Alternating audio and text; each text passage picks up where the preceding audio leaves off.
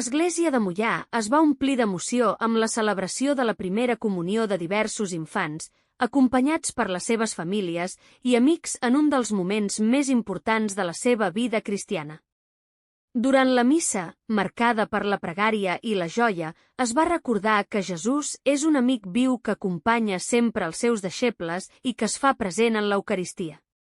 La celebració va posar l'accent en el fet que la primera comunió no és el final d'un camí, sinó l'inici d'una nova etapa de fe. Tanmateix, 2 setmanes després de la festa, només un dels infants, en Miquel, va tornar a participar en la missa parroquial, servint com a escolà i rebent novament Jesús en l'Eucaristia. Aquest fet ha portat la comunitat a reflexionar sobre la importància de continuar vivint la fe més enllà del dia de la celebració.